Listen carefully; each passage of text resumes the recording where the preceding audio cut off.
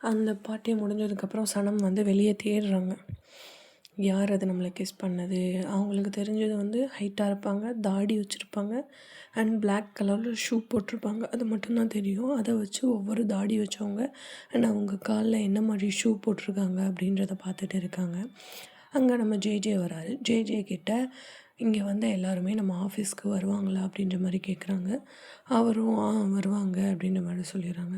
And அந்த மாதிரி வர்றவங்கள black கலரில் ஷூ போட்டு உனக்கு யாரையாவது தெரியுமா அப்படின்னு சொல்லிட்டு உடனே நம்ம ஜேஜே இந்த மாதிரி பெரிய பெரிய இடத்துக்கு வரவங்க எல்லாம் இந்த மாதிரி தான் ஷூ போட்டிருப்பாங்க.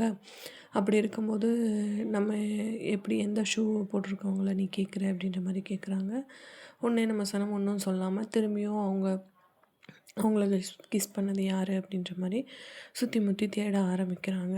அதுக்காக ஒரு வயசானவரை கூட விட்டு வைக்காமல் அவரையும் நல்லா பார்க்குறாங்க. அவர் காலில் போட்டிருக்க ஷூ பார்க்குறாங்க அண்ட் யோசிச்சுட்டே நிற்கிறாங்க. அப்படியே இந்த பக்கம் நம்ம சேனோட ஃப்ரெண்ட் மெட்டின், அதாவது மெட்டின்றது சேனோட ஃப்ரெண்டு அண்ட் சேனோட லாயரும் கூட. அவர் வந்து சேன்கிட்ட நான் அவங்கக்கிட்ட ஒன்று சொல்லணும் அண்ட் அது வந்து சொல்கிறது தப்பாக சரியான்னு கூட தெரியல அப்படின்ற மாதிரி சொல்லுவாங்க.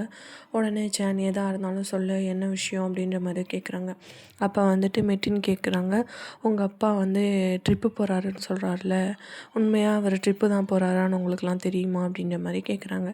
சேன் வந்து என்ன சொல்ல வர, தெளிவாக சொல்லு அப்படின்னு சொல்லவும், உங்கள் அப்பாவுக்கு வந்துட்டு ஹெல்த் ப்ராப்ளம்ஸ் இருக்குது, அதனால தான் அவர் வந்துட்டு ட்ரீட்மெண்ட்டுக்காக போகிறாரு, உங்ககிட்ட சொல்லக்கூடாதுன்னு சொன்னார், ஆனால் நான் சொல்லிட்டேன் அப்படின்ற மாதிரி சொல்கிறாங்க. அப்போ நம்ம சேன் கேட்குறாங்க, ட்ரீட்மெண்ட்காக எந்த பிளேஸ்க்கு போகிறாங்க அப்படின்னு சொல்லிட்டு. கியூபாவுக்கு போகிறாங்க அப்படின்னு சொல்லிட்டு அவர் ஃப்ரெண்டும் சொல்கிறாங்க. கியூபாவுக்கு போகிறாங்கன்னு சொல்லிட்டு அவங்க லாயர் சொன்னதோட, ஏன் எங்கள் அப்பா இதை எங்ககிட்ட சொல்லாமல் இருக்காங்க அப்படின்ற மாதிரி கேட்குறாங்க. அது ஏன்றது எனக்கு தெரியலை, பட் நான் உங்ககிட்ட சொன்னதை காமிச்சுக்கிறாத அண்ட் எம்ரேக்கிட்டேயும் இந்த விஷயத்த சொல்லிடாதீங்க அப்படின்ற மாதிரி சொல்கிறாங்க. இங்கேருந்து கியூபாவுக்கு போயிட்டு அங்கே இருந்துட்டு வேறு ஒரு இடத்துல போய் ட்ரீட்மெண்ட் பார்க்க போகிறாங்க அப்படின்ற மாதிரி சொல்லிகிட்டு இருக்காங்க. சேனுக்கு ரொம்ப ஷாக் ஆயிடுது. என்ன இப்படி அப்பா நம்மக்கிட்ட எல்லாத்தையும் மறைக்கிறாங்களே, ஏன் உடம்பு சரியில்லாத கூட சொல்லலை அப்படின்ற மாதிரி அவர் யோசிச்சுட்டு சேன் வந்து அவங்களோட அசிஸ்டண்ட்டுக்கு கால் பண்ணி, இப்போ வந்து என்னால் வர முடியாது, எனக்கு இங்கே கொஞ்சம் வேலை இருக்குது, எல்லா வேலையும் முடிச்சுட்டு அண்ட் எல்லாத்தையும் செட்டில் பண்ணிவிட்டு அப்புறமா நான் வரேன் அப்படின்ற மாதிரி சொல்லிடுறாரு. அண்ட் அதே மாதிரி பாலின் கிட்டே நைட்டு வந்துட்டு டின்னர் சாப்பிட வர மாதிரி சொல்லியிருப்பார். அதையும் வந்துட்டு முடியாது அப்படின்ற மாதிரி பாலின்கிட்டேயும் சொல்லிடுவாங்க. நைட் என்னால் வர முடியலை, பரவாயில்ல நீ போ, நான் வந்து அப்பா கூட இன்றைக்கி கொஞ்சம் டைம் ஸ்பெண்ட் பண்ணிவிட்டு அப்புறமா நான் வரேன் அப்படின்ற மாதிரி சொல்கிறாங்க. அண்ட் உடனே பாலின்னு சொல்கிறாங்க, நாளைக்கு நான் வந்துட்டு மார்னிங்கே ஊருக்கு கிளம்பிடுவேன் அப்படின்னு. ஓகே, நான் வேணால் உன்னை ட்ராப் பண்ண வரேன் அப்படின்னு. இல்லை, நான் மார்னிங் ஏர்லியராகவே கிளம்பிடுவேன், உன்னால் வர முடியாது, நீ பார்த்துக்கோ அப்படின்ற மாதிரி சொல்லிவிட்டு நம்ம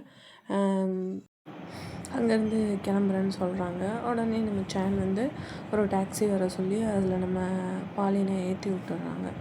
ஏற்றி விட்டுட்டு சேனும் வந்து அந்த ஆடிட்டோரியம் வாசலில் நின்று தேடிகிட்டே இருக்காங்க, யாரை நம்ம கிஸ் பண்ணியிருப்போம் அப்படின்னு சொல்லிட்டு ரொம்ப க்யூரியஸாக தேடிகிட்டே இருக்காங்க.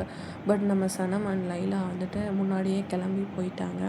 அது தெரியாமல் இவங்க வந்துட்டு தேடிகிட்டே இருக்காங்க. அவருக்கு சனம் தான் தெரியாது, பட் இருந்தாலும் அவர் யாருன்னு சொல்லி ஒரு க்யூரியாசிட்டியில் தேடிகிட்டே இருக்காங்க. இந்த பக்கம் நம்ம பாலின், ஓகே சேன் நான் கிளம்புறேன் அப்படின்ற மாதிரி அவங்களுக்கு பாய் சொல்லிட்டு கிஸ் பண்ண வராங்க. பட் நம்ம சேன் வந்து அதை அவாய்ட் பண்ணுறாங்க. உடனே நம்ம பாலினோட ஃபேஸ் வந்து ஒரு மாதிரியாக மாறிடுது. அவங்க அப்படி பண்ணவும் ஃபேஸ் ஒரு மாதிரியாக மாறிட்டு பாலியன் ஓகே நான் போயிட்டு வரேன்னு கிளம்பிட்டாங்க. இந்த பக்கம் லைலாவும் சனமும் டாக்ஸியில் போயிட்டுருக்காங்க. அப்போ சனம் வந்துட்டு அப்போ தான் ஸ்விட்ச் ஆஃப் பண்ணா இல்லையா அவள் ஃபோனை, அவள் ஆன் பண்ணுறான். ஃபோனை ஆன் பண்ணதோடு அங்கே ஐகான் வந்து நிறைய கொஸ்டின் கேட்டு மெசேஜ் அனுப்பியிருப்பா இல்லையா, யாரை கிஸ் பண்ணிங்க, யார் அந்த ஆள், எப்போ கிஸ் பண்ணிங்க, அவர் எப்படி இருந்தா அப்படின்ற மாதிரி நிறைய கொஸ்டின்ஸ் வந்து அனுப்பியிருப்பாள். இவன் ஃபோன் ஆஃப் பண்ணுவோம் சல at the same time icon காலும் பண்ணிடுறான். கால் பண்ணதோட சனமோட அக்கா பக்கத்தில் இருக்காங்கல்ல, ஸோ சனமால் பேச முடியலை.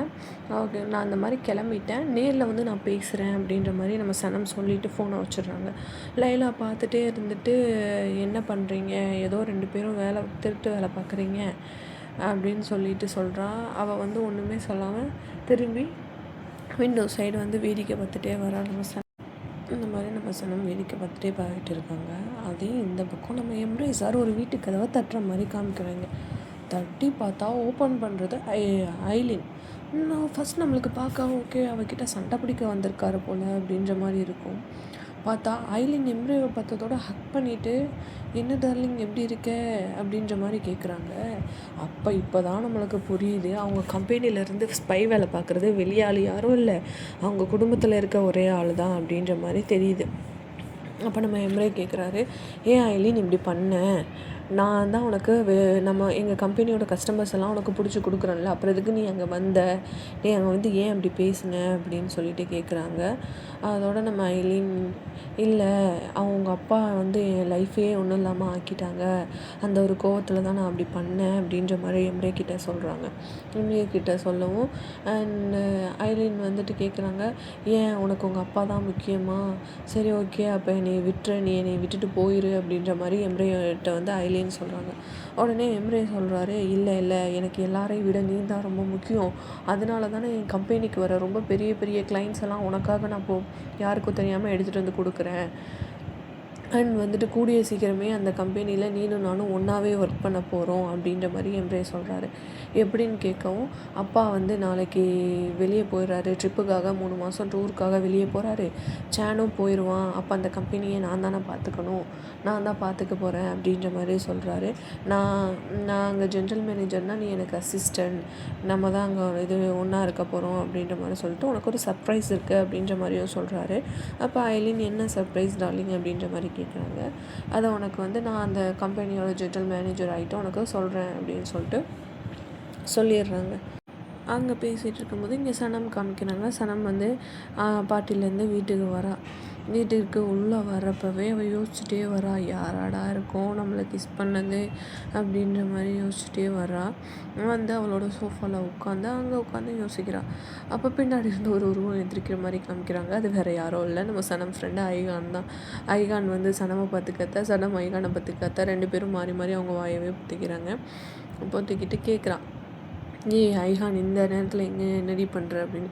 நீங்கள் பாட்டுக்கு ஒருத்தனை கிஸ் பண்ணேன் அப்படின்னு சொல்லி ஒரு மெசேஜ் போட்டுட்டு அதுக்கப்புறம் எதுவுமே பண்ணலை, எனக்கு தூக்கமும் வரல ஒன்றும் வரல, யார் அந்த பையன், எப்படி இருந்தான், ஏன் கிஸ் பண்ணீங்க அப்படின்ற மாதிரி எல்லா கொஸ்டினும் திருப்பி கேட்குறா ஐகான். அதுக்கு சொல்கிறாங்க, நான் அவனை யாருன்னு பார்க்கவே இல்லை, அது ஒரு இருட்டான ரூமாக இருந்துச்சு, எனக்கு யார் என்னை கிஸ் பண்ணாங்கன்னு சுத்தமாக தெரியவே இல்லை அப்படின்ற மாதிரி நம்ம சனம் சொல்கிறாங்க. அப்போ வந்துட்டு உங்களுக்கு ஏதாவது ஹிண்ட் கிடச்சிருக்கும்ல, ஏதாவது ஒரு க்ளூ இருக்கும்ல அப்படின்னா அவன் தாடி வச்சுருந்தான் அப்படின்னு சொல்கிறாங்க. உடனே ஐகான், இப்போ யார் தான் தாடி இல்லாமல் இருக்கா, எல்லாருமே தாடி தான் வச்சுருக்காங்க, வேறு ஏதாவது க்ளூ கொடுங்க அப்படின்னு சொல்லி கேட்குறாங்க. உடனே பிளாக் கலரில் ஷூ போட்டிருந்தான், ஹைட்டாக இருந்தான் அப்படின்னு. இதில் வச்சு எப்படி கண்டுபிடிக்கிறது அப்படின்னு சொல்லிட்டு யோசிச்சுட்டு இருக்கா. வேறு ஏதாவது இருந்தால் யோசிங்க அப்படின்னு. வேறு ஒன்றும் இல்லை அப்படின்ற மாதிரி நம்ம சனம் சொல்கிறாங்க.